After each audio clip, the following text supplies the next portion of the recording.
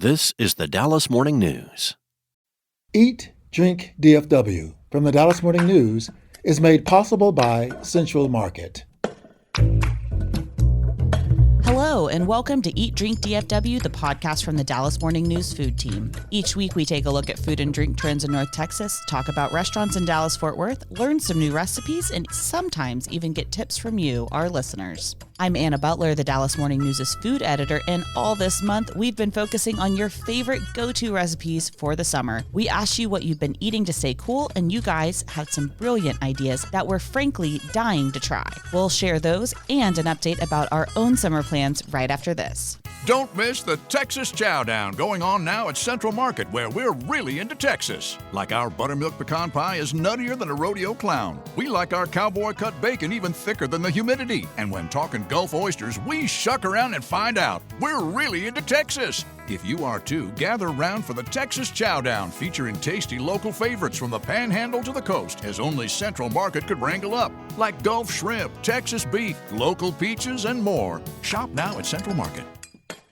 For the latest food and restaurant news in Dallas-Fort Worth, visit dallasnews.com/food. Also, we'd love to hear from you, so email us at eatdrink@dallasnews.com. Today, I am joined by our food writers Sarah Blaskovich and Imelda Garcia, who have been collecting recipes from readers and listeners for weeks now. You might want to take some notes this episode because we have a ton of great ones to share. In fact, we're going to start with 2 recipes from Chris. Hello, my name is Chris Patterson. Thank you so much. I've got a couple of great summer recipes to share that are super easy. The first is the best rotisserie chicken that I think you'll ever make. It's better than any store-bought one I've ever done, at least. The first thing you want to do is grab a cast iron skillet with a preheated oven at 425. I will pour a jar of chicken broth in there. I like the Fond, F-O-N-D brand of bone broth to put in the bottom of the skillet. Then I'll place the raw chicken into the skillet and coat it with about 2 tablespoons of Himalayan pink sea salt. At that point, I'll throw the chicken in the oven at 425 and let it roast for an hour. Don't touch it. Don't even look at it. After about an hour, the skin should be really crispy and golden brown to your liking. The cook time may vary just depending on your oven. After that, I'll take the chicken out of the skillet and then I'll make a gravy with all of the bone broth and the drippings. So then I'll just add flour to my hot pan and cook it over low to medium heat, whisking the flour constantly so that it doesn't clump up. And then you're just cooking the gravy until it's the consistency that you like. It should come out a light kind of golden brown, and it tastes great served on top of the chicken. The next recipe I have is something I borrowed from the Defined Dish cookbook. It's a Whole30 friendly Thai basil beef.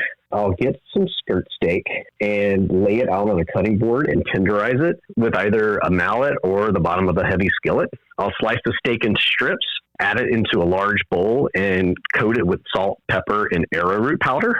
At that point, I'll put it into a cast iron skillet and saute the beef so that it gets a crispy kind of golden brown. Just make sure whenever you're searing the beef to do it in batches so you don't overcrowd the skillet and that it all gets nice and brown. After that, I'll set the beef to the side and then prepare the vegetables. So I'll get some onions, bell peppers, green and red, about 4 cloves of garlic, sprinkle in some salt and pepper, and then I'll saute those until they're tender. At that point, I will throw everything back into the skillet, put about a cup of coconut aminos in there and a few shakes of red boat fish sauce.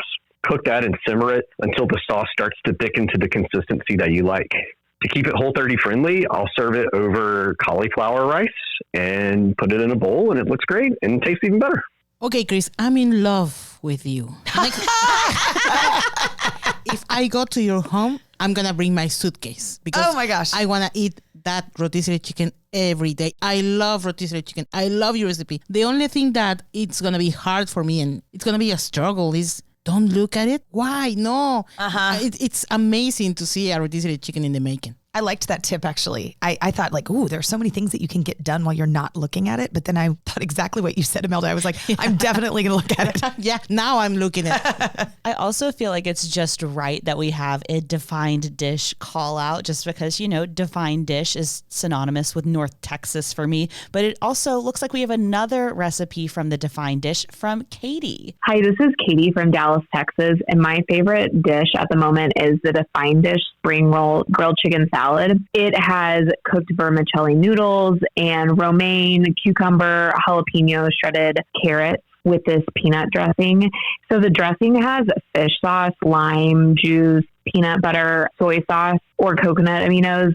Oh, and red curry paste. It's so good with coconut milk as well. You marinate the chicken with the same dressing that you put on the salad. You just mix it all together with herbs like cilantro and basil and mint at the end with a side of lime and peanuts. It is out of control. It is my favorite recipe. I think the mint is going to give a fresh flavor for this dish. That sounds great just in the fridge, right? Like you make that on Sunday afternoon or whatever. And whenever you're hungry or your kids are looking for something that's good for them in the fridge, they could eat that. It sounds like the kind of dish that will last a couple of days. I absolutely love anything with a peanut sauce too. And if you don't want to make your own, Trader Joe's has a fantastic peanut satay. Sauce. I don't think I've tried that, but I've looked at it a million times. It tastes exactly like this one from a restaurant that has since closed in Austin called Satay. And it is really peanut forward, but not too sweet.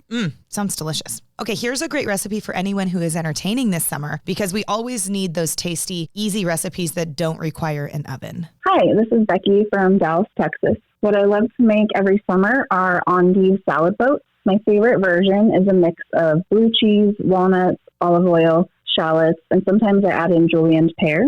I put a scoop in an endive lettuce leaf, like a pre-made dip cup, for an easy 1 or 2 bite treat. I actually submitted this recipe to Brookhaven Country Club when they were compiling a cookbook, and I've had so many people come up to me and say how much they love it and they rave about it. And I should actually give my mom credit because this is her recipe. Becky, that sounds good. Also, endive, which I don't say it as cool as Becky does, but endive is like God-made little cups that are greens. And you know, they're so versatile because if you do finely chop an endive, and especially with finely chopped radicchio, it is one of those kind of like bitter and tasty salad greens that I really enjoy, that changes things up and makes people wonder a little bit like, okay, this is an iceberg. What am I eating? But not in like a, what am I eating kind of way.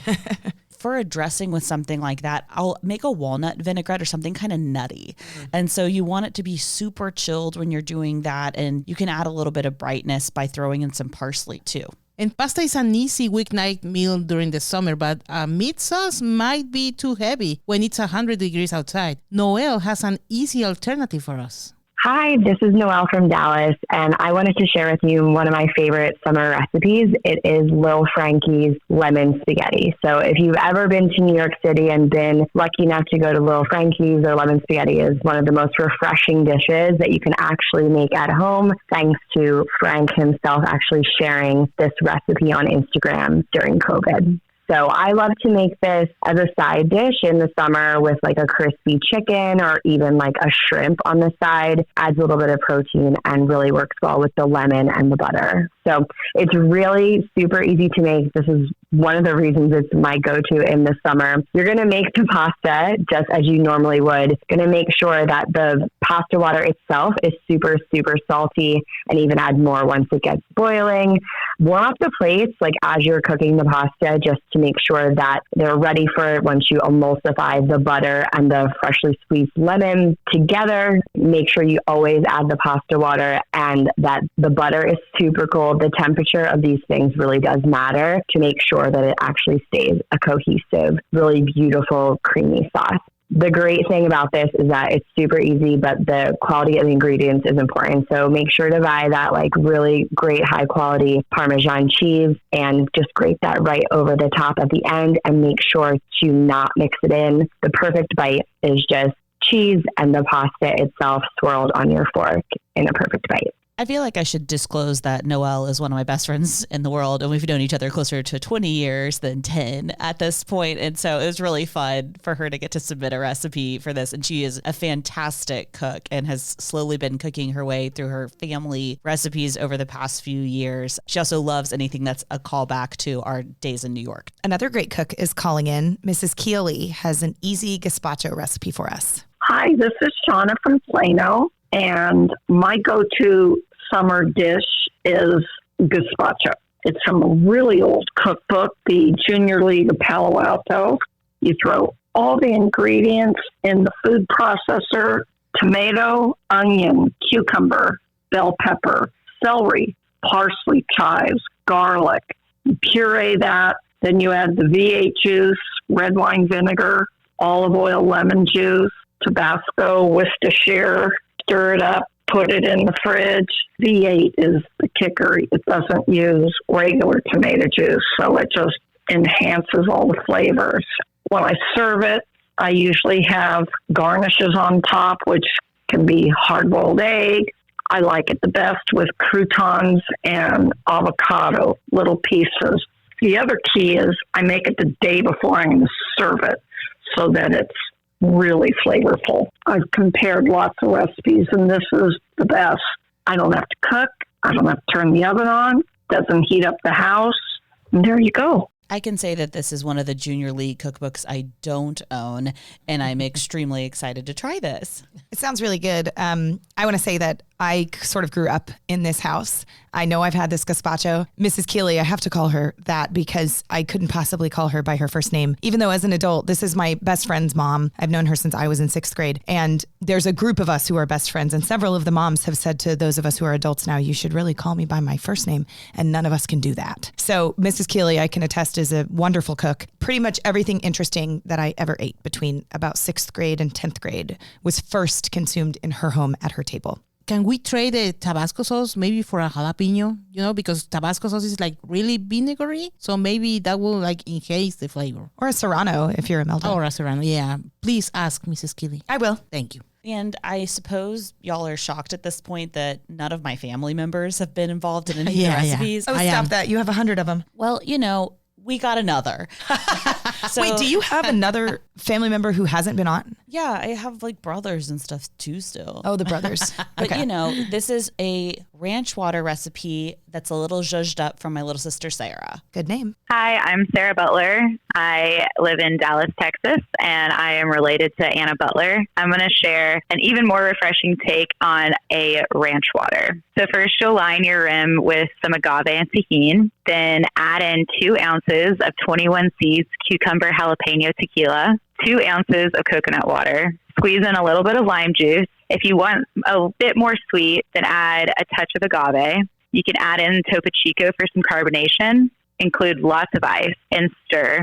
You can serve this to really anyone. I brought it to our Mahjong brunch a few weeks ago, completely forgetting the fact that Anna absolutely hates coconut. So maybe anyone except for those under the legal drinking age and who hate coconut. Sorry about that, Anna. Sarah, you know your stuff. I want to meet you. Yeah, she sounds great. I'm also feeling as though, and stop me if you've heard this one, this cocktail's good for you because it has coconut water in it. Am I right, guys? And cucumber infused tequila. Basically, it's a salad, I would say. It's a salad. And I love to make a salad out of a cocktail myself. Yeah. So I've been really into infusing alcohols. And so this infusion, I did it with Lalo tequila. I think it is good to use a higher quality. Yep. This was inspired, though, by a cocktail at Cayo on Lower Greenville, sister restaurant to Shoyo. Basically, you just chop up a bunch of raw red bell peppers. You can or cannot include the seeds. I don't really think it affects the flavor, so I didn't. But I did 2 whole red bell peppers, added an entire pint of tequila to it, and just let that seep overnight. And it turns a beautiful translucent red color, but you taste the red bell pepper. And it's so good with just a splash of lime juice, a splash of agave, and then Topo Chico. And it's very, very refreshing. But you can do it with just about any vegetable if you're curious enough. That's cool. Isn't it interesting, you guys, that we got so many wonderful recipes, yet none of them were desserts? And I wonder if we don't, think of desserts when we think of like pool season. But I want to say that this summer, I'm going to cook more with peaches. I grew up going to East Texas and eating peaches in the summertime, and you can make them into a dessert, as in my grandmother's delicious peach crisp recipe. But maybe we'll just put them on the grill and have them with dinner. A grilled peach with mascarpone with cinnamon inside of it is one of my favorite things. But it's also, we're almost to like official like height of peach season right now. And so I think this is so fitting. We made a lot of peach ice cream growing up. Yeah. And so that's another one. But there are a lot of things like tomato ice cream. I'm just kidding. Get out of here with that. What? No, Jacksonville. But there's a lot of things that we've talked about through these past several weeks that I'm excited to try. Yeah. And most of them involve tomatoes. I'm so sorry, Julie. Oh, she's missing out. It really doesn't matter because I did get my favorite recipe of the summer so far, courtesy of Mike, that kale Caesar that he told us about in the very first episode of June. I've made that so many times. And in fact, I'm making it for dinner tonight. And anytime my family says, what's for dinner? And I'm like, I'm making that kale Caesar. They're like, oh, yes, yes. That's how much everyone loves it. I'm not kidding. He describes it himself as the best Caesar salad in the world. He's not kidding. It is legit that good and that easy. Everybody needs to try that one. I think it's worth pointing out how cool it is to let our readers call and tell us what they're cooking. And then for Julie to find her favorite recipe of the year. I just know that those listening hopefully found something that they're going to make. And I love that. What a cool community we have created here. I just have a request. Please, please, please don't cook the chilaquiles recipe for my sister. Of the episode 3, it's bleh, guacala. No, don't do it, please. And don't let the fun stop here. Please reach out to us if you have any other recipes that we should be cooking at eatdrink@dallasnews.com. That's all the time we have for today. But heads up, Eat Drink DFW is taking a quick summer break. That's right. We'll be off for the entire month of July, but we'll be back in August to help you get ready for back to school time. In the meantime, remember you can find everything you need to know about eating and drinking in North Texas and beyond at dallasnews.com/food. Special thanks to our producer, Julie Fisk. For the news, I'm Anna Butler. Thanks for listening, and we'll see you in August. In August! Have a great summer, everyone. Enjoy. Eat, Drink, DFW from the Dallas Morning News is made possible by Central Market.